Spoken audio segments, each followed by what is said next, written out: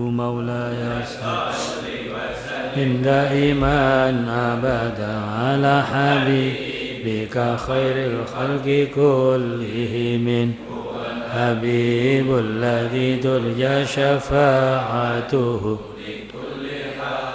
من الأهوال مقتحم يا ربي بالمصطفى مقاصدنا واغفر لنا ما مضى يا واسع سبحان ربك رب العزة عما يصفون وسلام على المرسلين والحمد لله رب العالمين نسألك الإجابة والقبول بجاه سيدنا محمد صلى الله عليه وسلم سورة الفاتحة.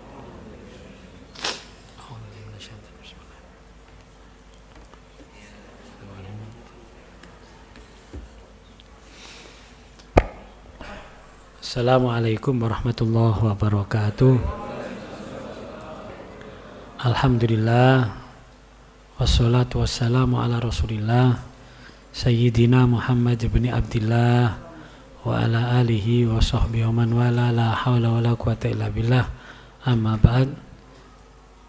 Dulur-dulur, rekan-rekan jamaah rahimakumullah yang semoga senantiasa dirahmati oleh Allah SWT.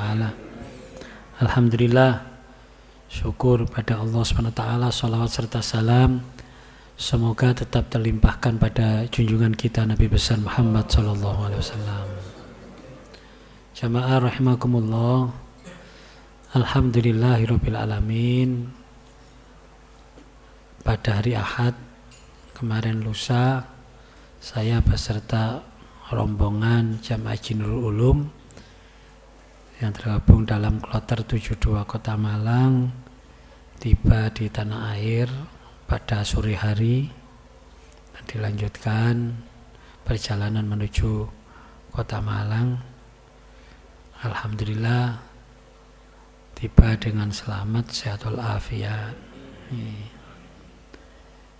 Tentunya harapan kami yang diberi kesempatan untuk bisa melaksanakan ibadah haji, ya, semoga haji kami menjadi haji yang mabrur.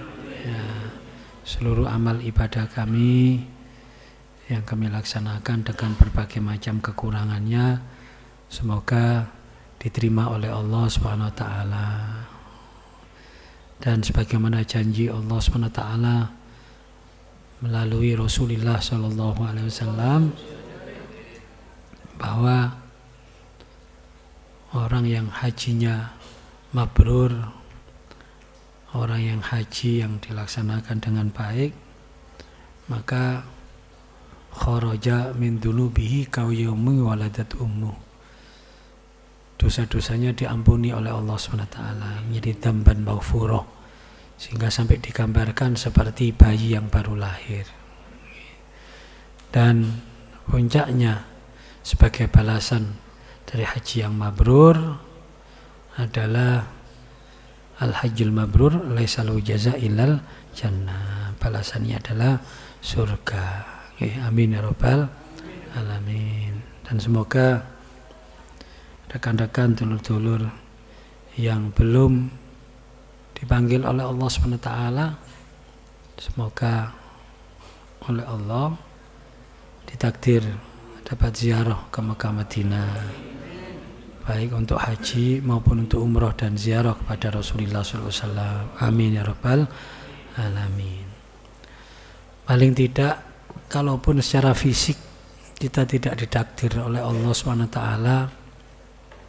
ada yang tidak ditakdir untuk bisa merasakan ziarah Makkah Madinah, paling tidak kita bisa mendapatkan hikmah dari perjalanan ibadah haji, pelajaran yang bisa kita praktekkan dalam pelaksanaan ibadah haji tersebut.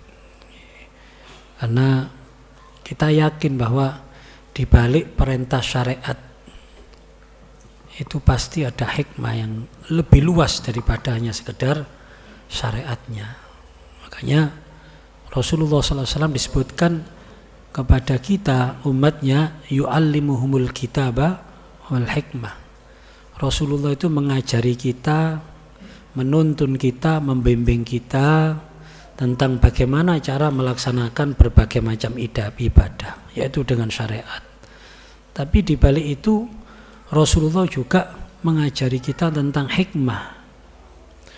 Artinya di balik pelaksanaan ibadah-ibadah tersebut pasti ada hikmah yang terkandung. Terutama dalam ibadah haji. Yang ibadah haji ini ibadah yang membutuhkan seluruh apa yang ada dalam diri kita. Yo tenaga, yo pikiran, yo waktu, bahkan biaya. Makanya ibadah haji ini ibadah yang istimewa karena seluruh apa yang dalam diri kita harus kita kurbankan. Beda dengan sholat ini kalau kita melihat dari sisi ini ya, dari sisi apa yang dibutuhkan untuk melaksanakan ibadah-ibadah. Kalau sholat kan tidak membutuhkan biaya, gratis. Sholat jamaah di masjid sebesar apapun gak ono sing bayar karcis, gak ono sing melbune kudu pesen tiket sadurunge, ndak, gratis di masjid manapun. Kita melaksanakan puasa ya ndak membutuhkan biaya, apalagi puasa Ramadan akeh takjil gratis ya, akeh buka gratis. Rek gelem buka njukuk 2 bungkus sijine digawe sahur ya iso ya. Tapi kalau untuk haji ya biayane tok wis piro ya. Biaya hajinya sekarang sudah 65 juta, belum sangune, belum oleh-oleh, durung selamatane. Mulai ngene iki sik kaya oleh-oleh tamu ya, sampai kurang-kurang wis ditukokno nang ngene jagalan kono ya. Sing penting oleh-oleh haji.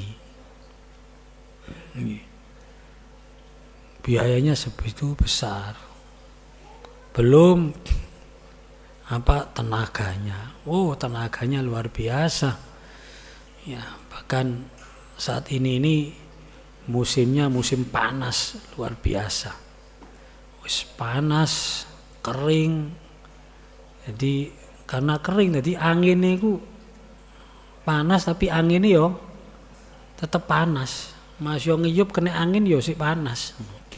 Kalau kita kan ya karena kelembapan udara Indonesia ini kan tinggi, sehingga masih panas, engko rek ngiyup kena angin sih semilir karena kelembapan udaranya. Di sana kelembapan udaranya itu rendah, jadi kering. Ya, tapi ya keuntungannya panganan gak gampang mambu karena kan kering ya. Panganan gak gampang mambu, kerupuk gak gampang melempem. Sampai kelek yo gak gampang kecut. Lho ya bener. Bener itu. Ya, masuk kemringkat yo gak kecut ngono.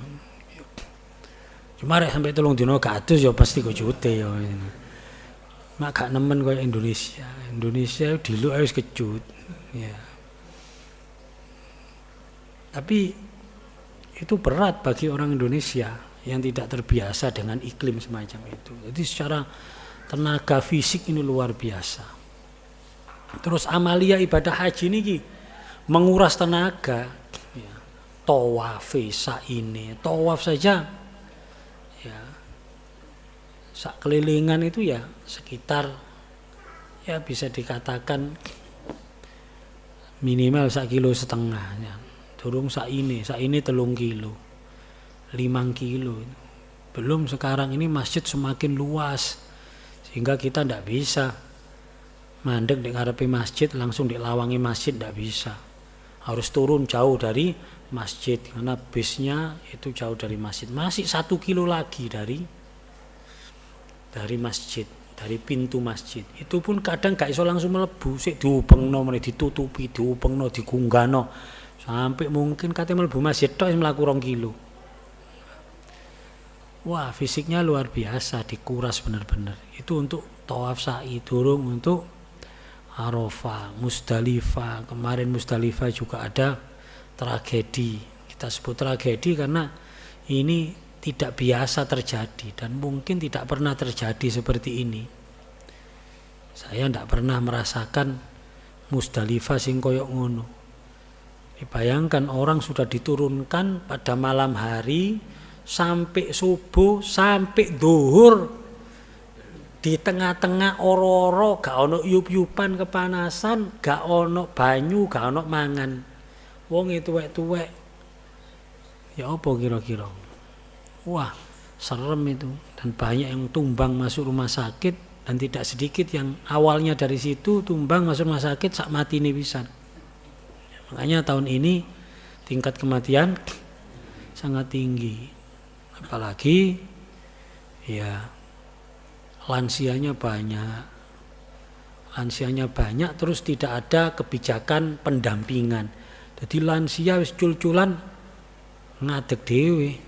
Tiba wis karo jawane wis. Jadi banyak lansia-lansia yang gak ada pendamping. Ya rek sekedar nuntun. Hatang gendong pun kita masih kuat. Rek nyawii. Rek mempersi. Nah itu kan juga butuh pengorbanan. Masya Allah. Ya. Ini dari segi fisik, dari segi mental luar biasa. Ya. Dengan kondisi semacam itu kadang-kadang yaitu tadi ada tragedi yang itu bukan hanya menguras fisik tapi juga emosi, mental. Ya. Belum lagi di Mina, wong sakmono akene, ya, mari ngono, kemah itu di luar kapasitas, jadi gak cukup sampai turun di jopo, sini jero AC mati, ngongkep kabeh. Waduh, luar biasa ya. Itu sini kudu ngamuk tok ae. Emosi mentalnya juga diuji ya. Waktu juga pasti membutuhkan waktu yang banyak. 40 dino paling ndak di sana. 42 hari kemarin kalau kita hitung. 42 hari. Ya. Praktis haji ini menguras semua yang ada dalam diri kita, tenaga, pikiran, ya, mental, fisik, juga finansial. Ya. Orang yang tidak bisa tawaf, ya bayar, ya, digeledekno apa numpak, ya, itu bayar. Ya.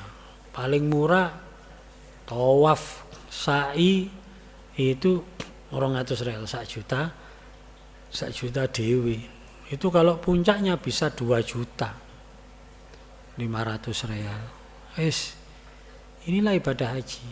Ini saya anggap ibadah haji ini puncak ya, puncak dari segala ibadah yang membutuhkan pengorbanan, ubudiyah, yang membutuhkan penghambaan diri yang luar biasa.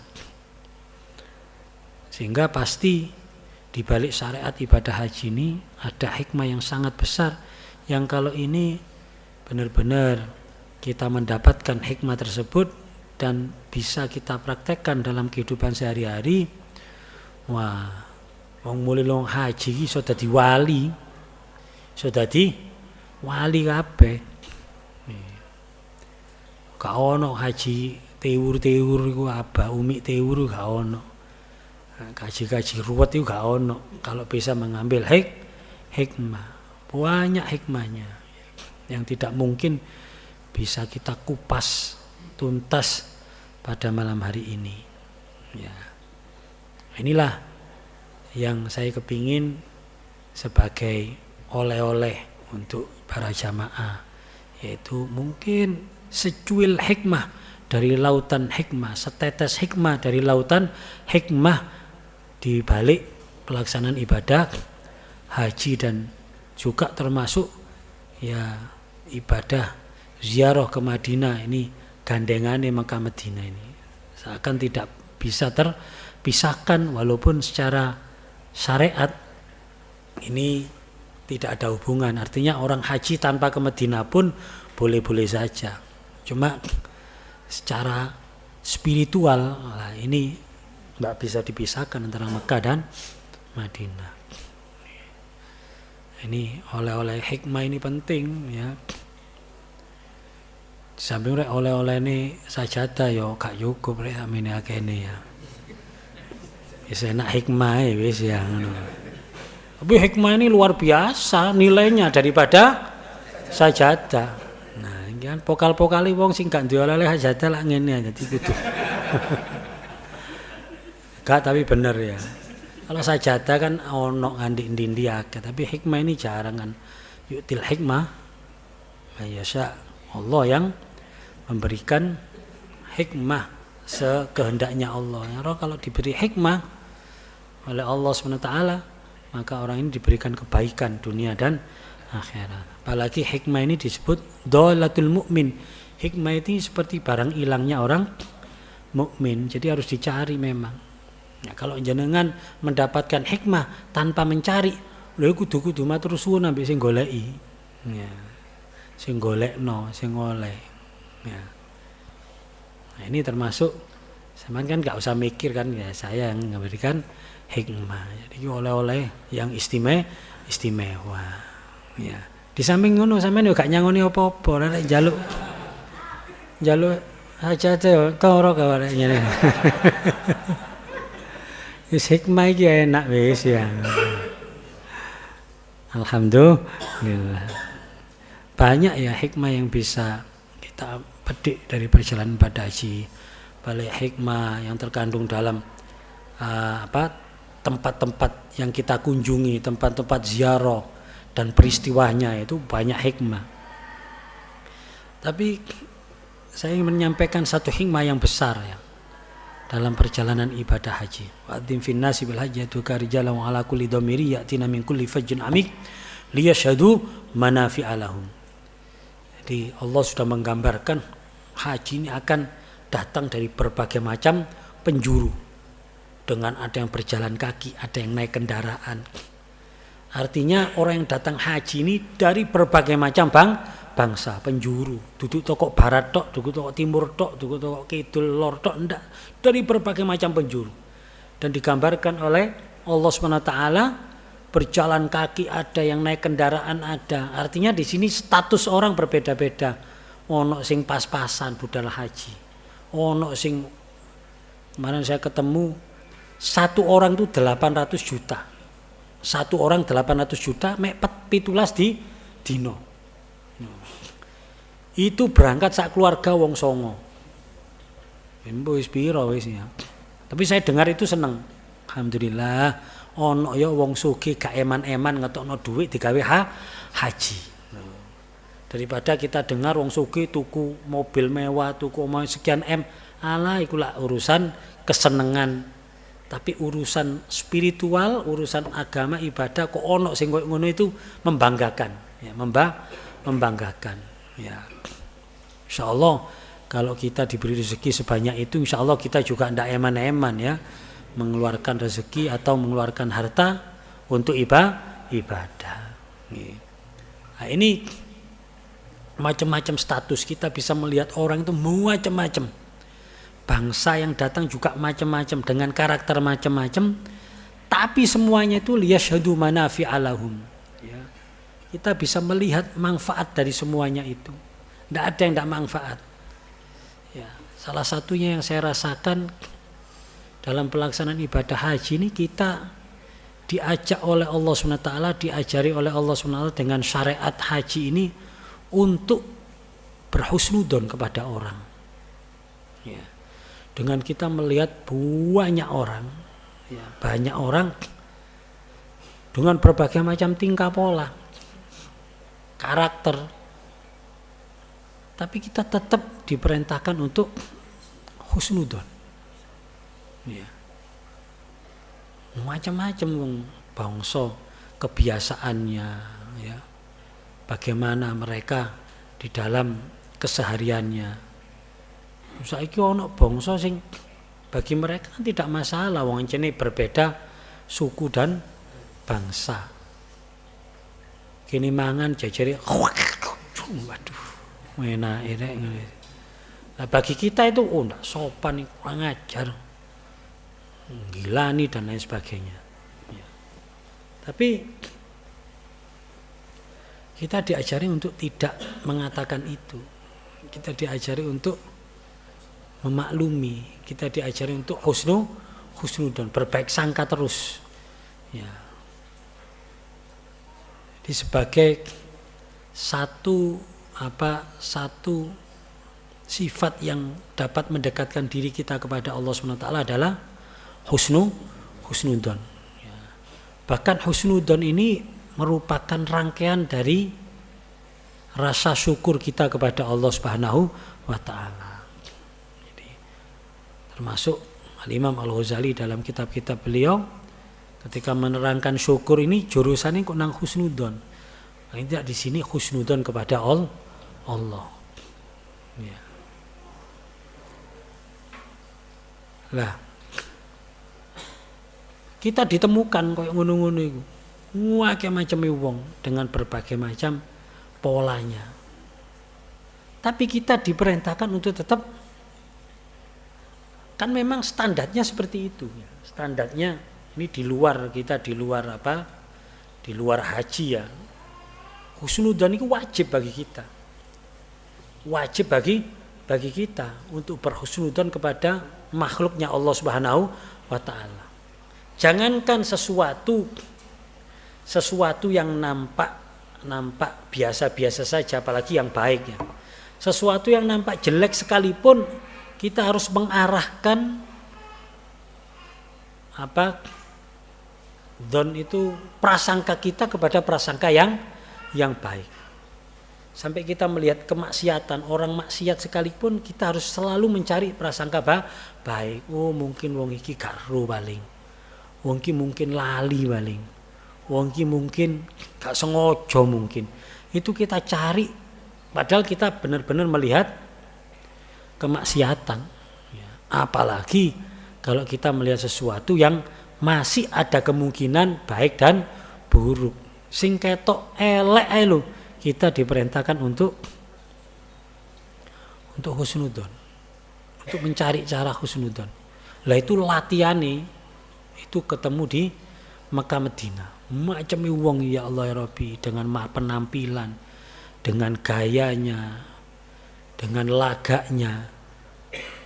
Ayo kalau kita mungkin sholat ndek ngene masjid kita wis ketemune wis modele wonge ngono iku, ndek masjid Jamek Riyaya wis ketemune modele wong Malang wis ngono iku. Gak ketemu kaya wong India, wong Pakistan, wong Bangladesh, wong sing macam-macam sing Masya Allah. Lah ini sering yang saya dengar dari jamaah haji itu ndak kuat. Sampai maido, wancane wong India ngreketno, wancane wong iki wireng-wireng nyrondo sok wis waduh wireng wis macam-macam wis. Ya Allah, ternyata gak gampang husnudzon kepada makhluknya Allah Subhanahu wa taala.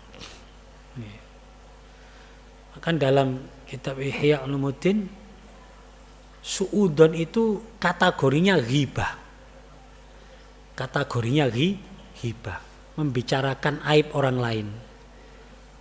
Ya. Tapi ghibah itu kecenderungannya ghibah dengan lisan. Ya, ngomongno elek wong dengan lisan. Ya. Lah, suudzon itu ghibah dengan hati. Itu akibatnya malah lebih parah daripada dengan lisan. Karena hati ini kalau sudah kotor ini akan bisa mempengaruhi semua amaliyah lahiriah kita. Ya.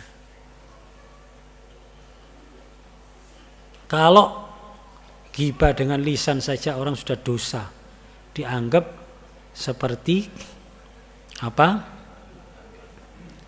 ya, memakan bangkai. Ya. Ayakula lahma akhihi maitan, seperti makan bangkai saudaranya. Loh, tapi kan tidak disampaikan kepada orang, tidak disampaikan kepada orang lain. Kalau disampaikan kepada orang lain dengan lisan saja kita sudah berdosa, apalagi dengan hati yang itu sama disampaikan dengan kepada Allah yang tahu tentang apapun yang ada di dalam hati kita. Ya. Allah mengetahui bisikan hati kita. Berarti podo karo ngejak rasan-rasan Gusti Gusti Allah, apa gak tambah dosa? Wong ngejak rasan-rasan tangga itu dosa. Kok iki Gusti Allah dijak? Lha tambah nemen iki.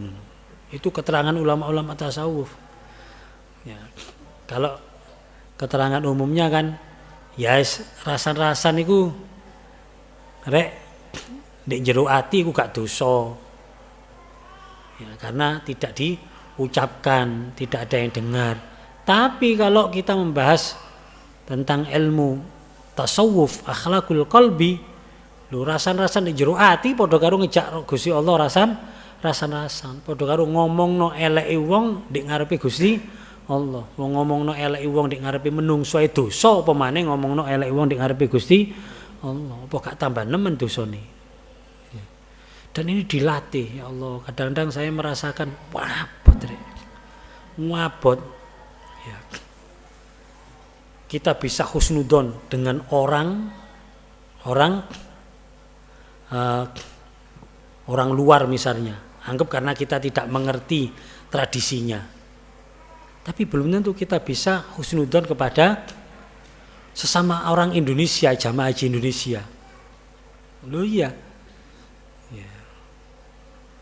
Makanya kalau kita bisa membersihkan diri dari husnudon, itu berarti hati kita bersih dari segala macam penyakit hati.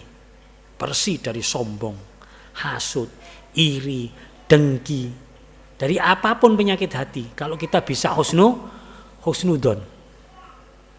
Ya. Karena orang suudon kan pasti di situ ada mengandung kesombongan.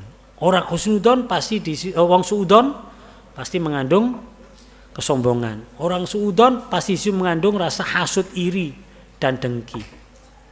Pasti itu ada orang suudon, pasti di situ ada al-baghdha, kebencian. Ya.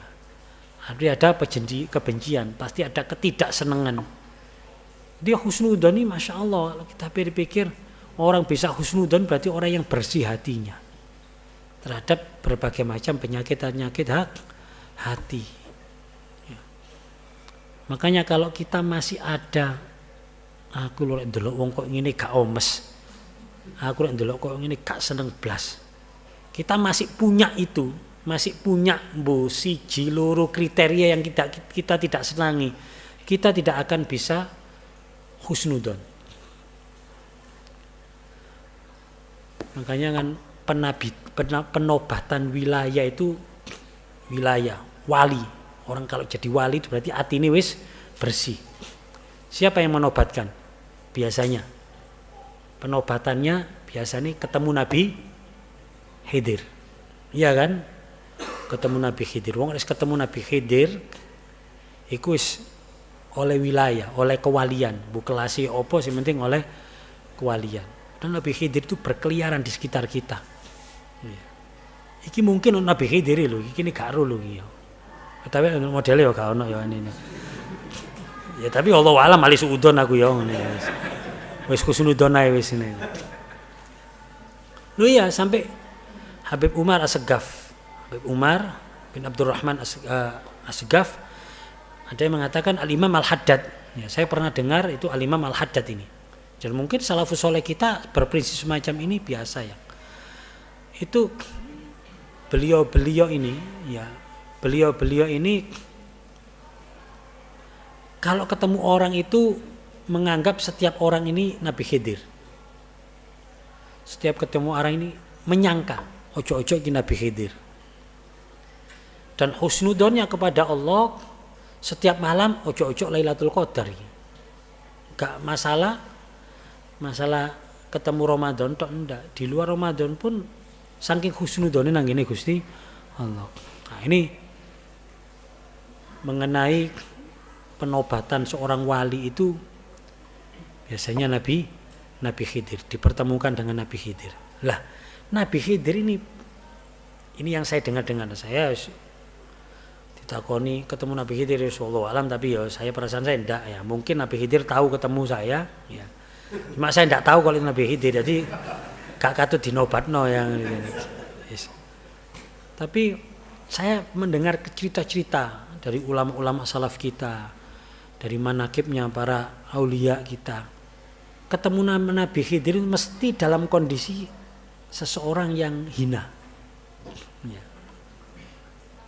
Karena selagi kita masih ada rasa merendahkan orang sedikit pun, kita tidak akan pernah berjumpa dengan Nabi Khidir. Tidak akan pernah berjumpa. Tapi ketika kita melihat semua orang ini berpeluang menjadi orang yang baik, semua orang ini di balik ini itu baik, maka kesempatan ketemu Nabi Khidir besar. Berarti apa? Ya berarti husnudon. Kalau dia bisa husnudon kepada semua orang, maka itu jalan untuk mendapatkan wilayah, mendapatkan kewalian, dan akan dipertemukan dengan Nabi Khidir. Maka ceritanya ngono ya. Seorang yang ke Yai Hamid, dulu saya pernah dengar ceritanya. Kepin Yai, kula kepin Nabi kepanggil Nabi Khidir. Oh ya wis menir ini ok. Ku kon ketemu. Akhirnya berjalan ke Yai Hamid. Terus ada orang yang bersih-bersih got tau pon. Moro-moro salam. Assalamualaikum. Waalaikumsalam. Ngejak salaman. Mari nyekel-nyekel cedok-cedok kos bertani got ya salaman aku. Iya pun kan. Mlebu nang ya Hamid. Pun dia terus saya ketemu Nabi Khidir. Lah sing ngejak salaman ana mau. Kok gak kon tampani? Wo dadi wali kon. Ketemu Nabi Khidir, salaman dengan Nabi Khidir. Waduh, betun bulayu wis gak ono isan. Di saat dia masih meremehkan orang, padahal apa? Ya Hamid juga saya tanda kon rinio aku ketemu Nabi Khidir. Mestinya kalau dia punya hati yang bersih, ya setiap orang yang ditemui dianggap Nabi Khidir wis. Nek perlu disalami kabeh. Disalami kabeh. Cerita-cerita kayak ngono iku sering ketemu Nabi Khidir dalam kondisi wong menjijikkan. Ya, kan saya pernah dengar di Mekah itu yang sering Nabi Khidir sering ngrupa wong Bangladesh. Nah, bangsa Bangladesh itu di Mekah, Madinah, di Saudi pada umumnya itu bagian bersih-bersih. Bagian resik-resik sing nyekel cikrak ambek sapu iku wong Bangladesh itu sudah kontrak antar negara. Jadi tukang bersih-bersih sak Saudi Arabia itu semuanya orang Bangladesh. Wonge ya wireng-ireng, wonge ya wis didelok iku wis gak nyenengno kabeh secara fisik lho wis ndak ada sisi kemuliaan wonge wanteng wong enggak wis. Ya rada kempro-kempro wonge wis. Tapi yo kuat-kuat. Ya. Ya karena dhek fisike koyo ngono wis campur resek wis biasa wisan wis. Ya. Loh, itu saya pernah dengar cerita-cerita di Mekah rata-rata ngrupa wong Bangladesh. Lah wong Bangladesh ya sebagian sing greget-gregetno. Selagi kita sih ono gregeten, ono gak omes, ono mangkel, ono gak seneng, ono gak pati melihatnya dengan mata dengan apa ya, dengan pandangan rendah, ya kita berarti hati kita masih kotor.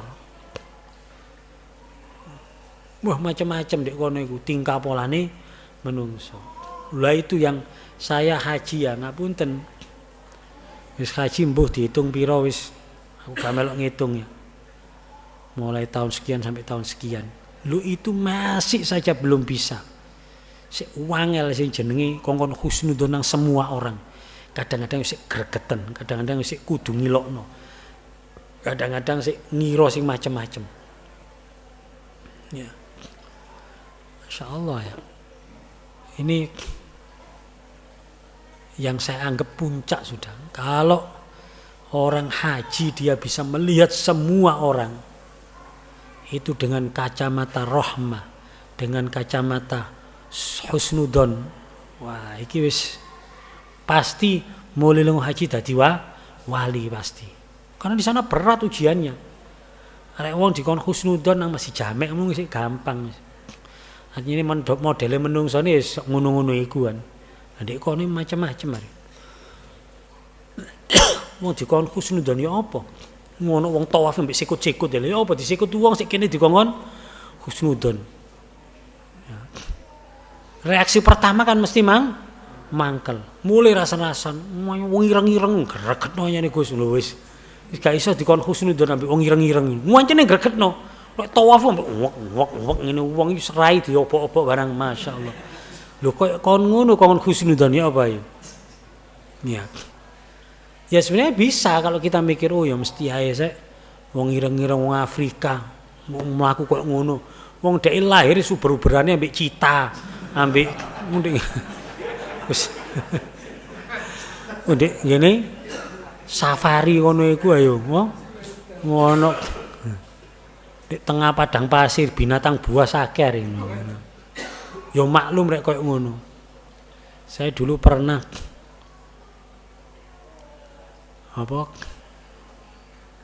sak hotel di Madinah ambek wong India. Yo. Yo ana ambek Kaji Hadi nek salah yo. Ambek wong India. Masya Allah wong India. Di sak hotel katik lift mek loro. Bayangno lift cuma 2, hotel gedene sakmono. Mesti antri kate mulang apa munggah mudune lift itu. Terutama waktu mulai toko sholat ngantri dawa. Nah kita sudah antri ngenteni lift. Lift buka toko mburi wong India gak gelem mati. Langsung melayu. Krotok. Waduh, sing kene kesrondol. Masya Allah, sing kene antri suwe-suwe ndek kono lift buka langsung nrombol. Sing kene kudu mesut tok ae wis. Sing wong-wong India gendeng wis wong kono digenen-genen gak ngerti wis. Meneng ae. Ngene kowe wis mlebu kono mlebu desel kan ada kapasitasnya. Overload kan gak iso munggah, gak iso nutup kan. Tit, dikon metu gak gelem.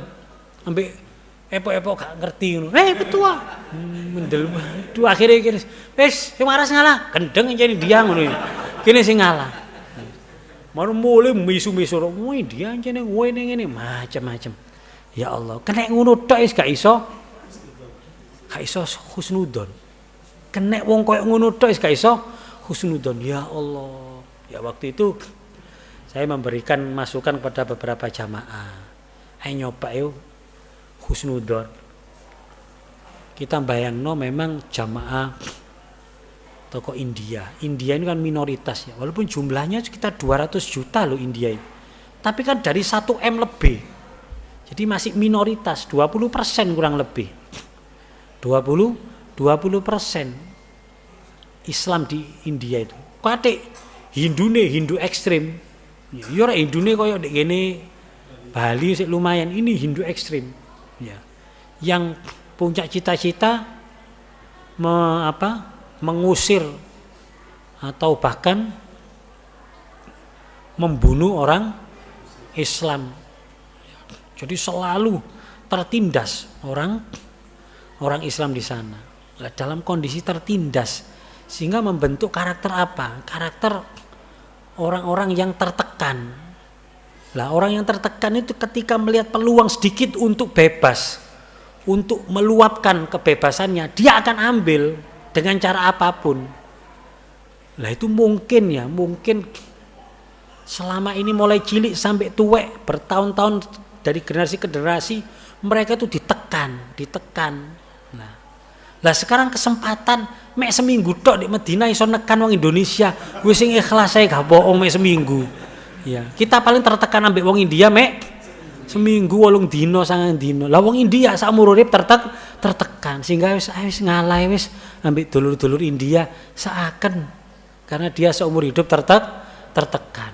Kita cuma tertekan sementara. Wis ngalah wis gak apa-apa. Loh kita kalau mikir semacam itu akhirnya delok India nyerondol wis jarno wis iki sak umur urip tertekan wis jarno cek puas seakan lho. Kita kan cari sisi positifnya sehingga kita tetap bisa husnudon. Loh. Ya ini di satu sisi ya. Tapi waktu aku kena sendel ya rada mangkel ya gitu lho.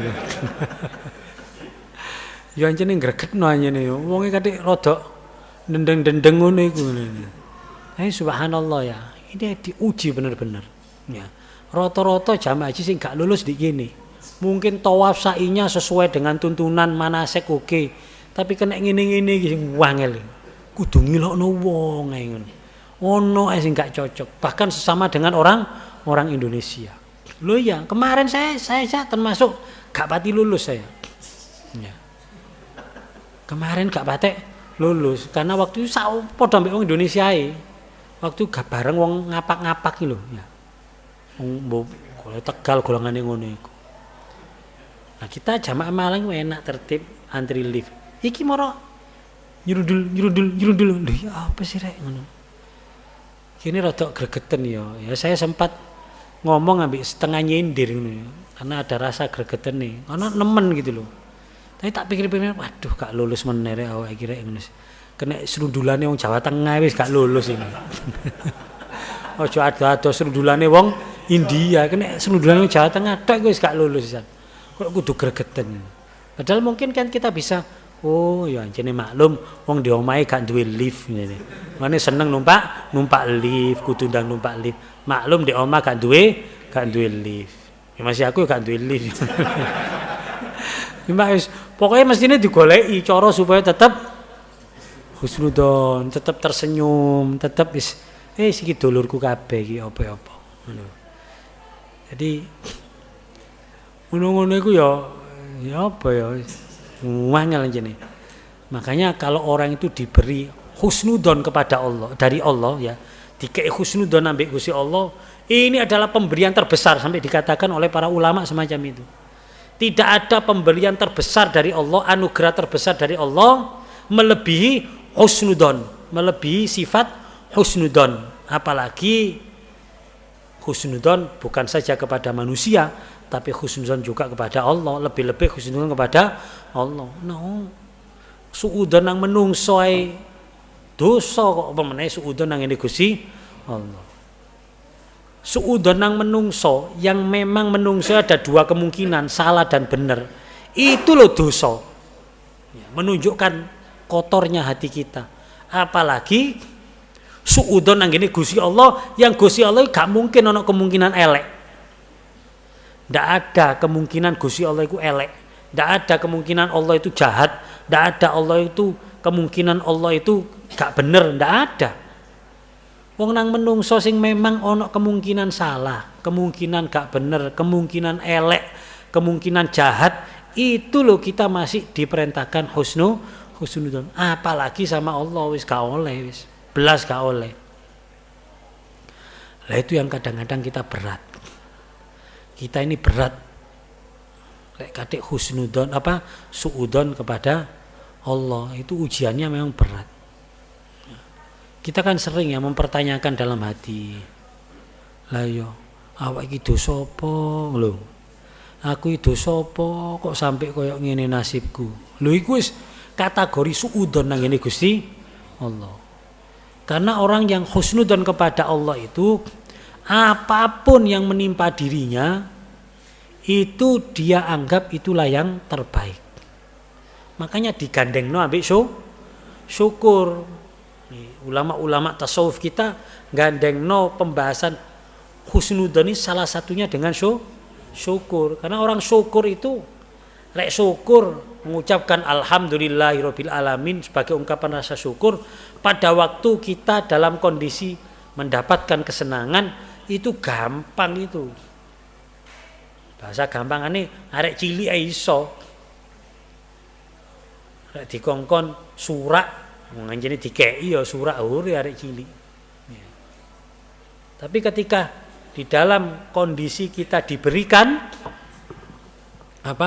kesusahan, musibah, kesengsaraan, sesuatu yang tidak enak yang tidak kita harapkan, terus kita masih alhamdulillah, ya apa kira-kira? Kita masih syukur kepada apa? Ya apa kira-kira? Abot apa enteng? Ngabot. Padahal hakikatnya syukur yaiku. Kata para ulama, hakikatnya syukur ya ketika kita mendapatkan musibah, yaitu hakikatnya syukur. Alladzina yahmadunallah fi syiddatin wa raha. Ya kan? Umatnya Nabi Muhammad itu selalu memuji Allah SWT fi syiddatin wa raha. Baik dalam kondisi yang tidak menyenangkan maupun yang menyenangkan. sempit maupun lapang. Lek wong mendapatkan sesuatu kenikmatan terus alhamdulillah, arek TK ya iso rek ngono ae. Itu syukur kelas TK rek ngono ae. Tapi rek kena musibah, alhamdulillah ambek mesem. Wah iki sing kelas tinggi. Sing kelas tinggi itu sing alhamdulillah ambek mesem padahal kena musibah. Ya rek alhamdulillah ambek mewek ambek berbes mili ya setengah-setengah ya. Alhamdulillah ya. Apes lho sih ono apes. Tapi alhamdulillah benar-benar bersyukur kepada Allah karena yakin bahwa apa yang ditetapkan oleh Allah ini gak enak, tapi yakin ini ada hikmah terbesar. Ini yakin Allah pasti akan memberikan kebaikan. Asa antakrahu syai'an wa huwa khairul lakum. Ada kalanya Allah memberikan sesuatu yang tidak menyenangkan, yang kamu benci, yang kamu tidak suka, tapi itu adalah yang terbaik untukmu. Ada cerita, ya kemarin, aduh sekali kasih tahu, gak enak ya cerita, saya belum siap saya cerita. Ya yang pasti cerita semacam itu kan banyak ya, banyak.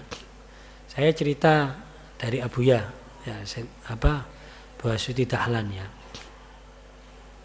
Dulu beliau waktu sik nom-noman pernah cerita, biyen niku le ono selimut iki sing tuwek-tuwek sing ngerti, selimut cap kambing, ono ya kambing. Cap apa? Sing wong lawas lho, cak aten enggak? Hah? Itu lorek, selimut api, selimut tebel. Cap apa ini?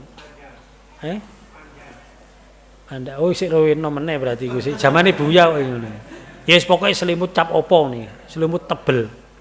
Ya. Lah waktu itu Buya sik aku zaman iku ya sik gak duwe-duwene le. Delok selimut iku waduh. Kapan iso tuku selimut iki rek ngono, cek larange selimut.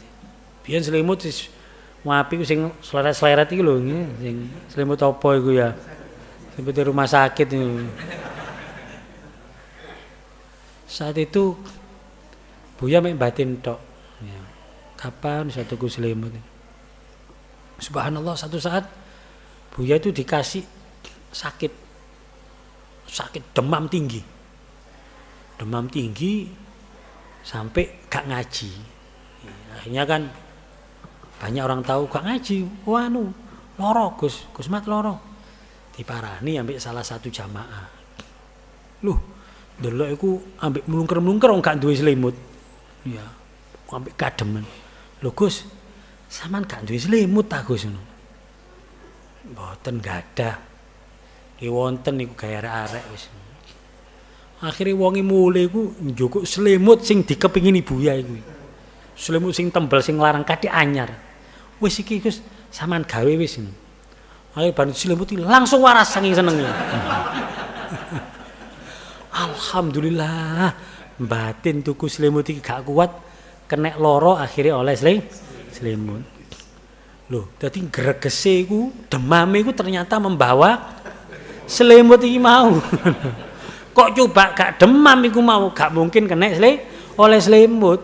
Yo sik tetep selimutan sarung mbek mlungker ngono iku. Iku sing cerita Buya biyen. Dadi Gusti Allah kadang ngekei sesuatu musibah itu ternyata di balik itu Allah sudah menyiapkan sebuah anugerah besar. Asalkan sabar. Ya, asalkan nerimo dan selalu husnudzon kepada Allah. Itu berlaku untuk semuanya. Nah, ini yang kita kadang-kadang ya. Makanya nek wong husnudzon ambek Gusti Allah gak mungkin sambat mengeluh, jangankan sambat kepada orang lain, sambat di hati lu gak mungkin, karena selalu husnudzon kepada Allah. Ya apa duduk wali rek koyo ngono iku. Kan wali kan fala khaufun alaihim walahum yahzanun. Jadi gak ono wali sambatan iku gak ono. Gak sambat tapi gawe status. Nasibku, aduh statusnya nasibku. Apa sapas. Ini pada megoro ya. Ya ini Masya Allah ya. Jadi husnudzon ini merupakan anugerah terbesar. Makanya saya sendiri juga dalam munajat saya pas sujud iku njaluk Allahumma rzuqna husnadzon bika wa bi khalqik. Ya Allah, berilah rezeki saya husnudzon kepadamu dan husnudzon kepada makhlukmu. Wis dadi wong sing dikei husnudzon ambek Gusti Allah. Wis gak ono meneh wis. Orang bayangkan kalau sudah husnudzon kepada Allah, dikei apa ae tenang hatine. Karena apa? Yakin bahwa ini yang terbaik. Yakin di balik ini Allah sudah akan memberikan anugerah yang besar. Minimal jari ulama-ulama rekon dikei musibah kon sabar, minimal dosamu disepuro ambek Gusti Allah. Lah dosa disepuro iku lho, iku ngalang-alai utangmu dilunasi itu. Dosa iki. Utang nang menungso kon wedi kok pemane dosa utang nang ngene Gusti Allah agak tambah medeni ta iku iso dilunasi. Ya wis, itu anugerah terbesar. Bayangkan kalau kita bisa husnudzon kepada Allah. Husnudzon kepada makhluknya Allah tambah enak. Delok wong maceme ya apa ae kene gak mungkin gregetan mangkel, gak omes, apalagi sampai stres gara-gara tonggo, stres gara-gara wong ndak ada. Kenapa? Karena kita selalu husnudzon. Itu yang saya rasakan yang tidak semua orang haji. Lo aku kan iso nerangno ya. Saya bisa mengambil hikmah, tapi ngelakon ini durung lho apa-apa niki. Sik winginane sik kenek jamaah haji Jawa Tengah wis kudu ngamuk aku sana. Tapi saya langsung sadar ya Allah, angel anjene husnudzon kepada makhluk apalagi husnudzon kepada Allah. Ya semoga lah. Ya paling tidak kita mengetahui kita punya apa ya? Punya gambaran bahwa ada sesuatu yang besar yang harus kita minta kepada Allah. Wis ojo njaluk rezeki rizkon halalan wasian waduris. Donga rezeki wamine nemen wis biasa lho wis rezeki masih gak diamini lho wis ono wisan. Iya kan? Iya wis gak usah di ijazah njaluk ijazah rezekine lancar. Aduh lapo sih wis kok njaluk rezeki sing berupa apa? Husnudzon iku wae wis. Ojo rezeki sing bayangno sing dhuwit sing wis gak usah wis ya. Cina yo gak tau ndonga Allah marzukna yo dadi konglomerat yo ngono. Iya suge-suge juragan-juragan yo gak tau salat duha, yo gak tau maca waqiah, yo tetep suge. Sing kene waqiah gak suge-suge. Wong anjene maksude duduke iku.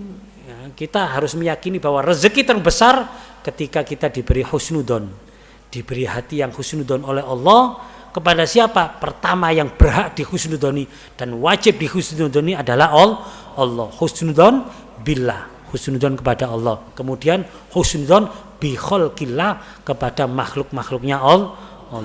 Mugi-mugi kita semuanya oleh Allah SWT diberi rezeki berupa anugerah, berupa hati yang husnudzon, hati yang senantiasa husnudzon pada Allah SWT dan husnudzon kepada makhluk-makhluknya Allah SWT.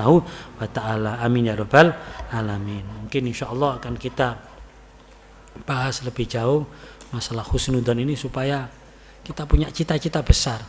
Terutama waktu kita sujud ya, waktu kita sujud jaluk ae sing karena waktu kita sujud waktu yang kita sangat dekat dengan Allah SWT. Itu kesempatan kita minta kepada Allah, mintalah yang terbaik, mintalah yang paling hebat anugerah Allah. Apa itu? Menjadi orang yang husnudzon billah wa husnudzon bi khalqillah. Ya.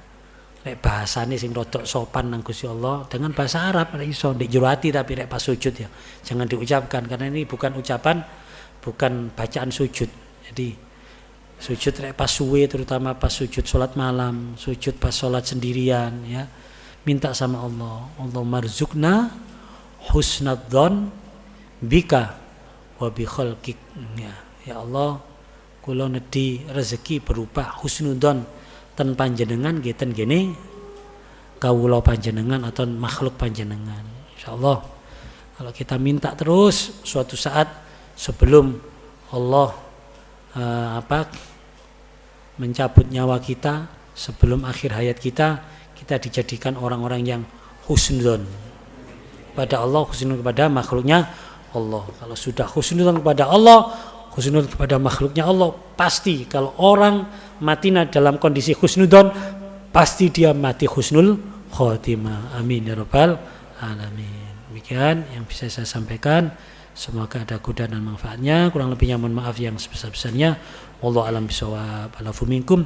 Al-Fatihah fil dzunub wa yasrul uyub wa yu'ajjalu bil matlub bi jal habibil mahbub wa anna Allah yaj'al hajjan mabrura wa sa'yan mashkura wa dhanban maghfura wa tijaratan lan tabur wa ziyaratan maqbulah wa as'aluhu subhanahu wa ta'ala kama ballaghana ila tilkal amakinil muqaddasah bi Makkahil mukarramah wa Madinatul Munawwarah yuballighukum jami'a ya Allah, yuballighukum jami'a. Muga sedaya jamaah disampaikan oleh Allah Subhanahu wa taala ke tempat-tempat suci di Mekah dan di Madinah, ke tempat-tempat barokah di Mekah dan Madinah bersama keluarga, bersama orang-orang tercinta. Wa tamamil maqasid aslan syang zahiran wa batinan wa tulil umur fi ta'atillah wa rasulih wa lutfi wal afiyah wassalamah. يتكرم علينا بحسن الخاتمة عند الموت وإلى حضرة النبي المصطفى محمد صلى الله عليه وسلم بسر أسرار الحبيب فاتحة أعوذ بالله من الشيطان بسم الله الرحمن الرحيم الحمد لله الرحمن الرحيم وعليهم على الضالين بفضله وعليه والذين آمين والله أعلم بالصواب. Assalamualaikum warahmatullahi wabarakatuh.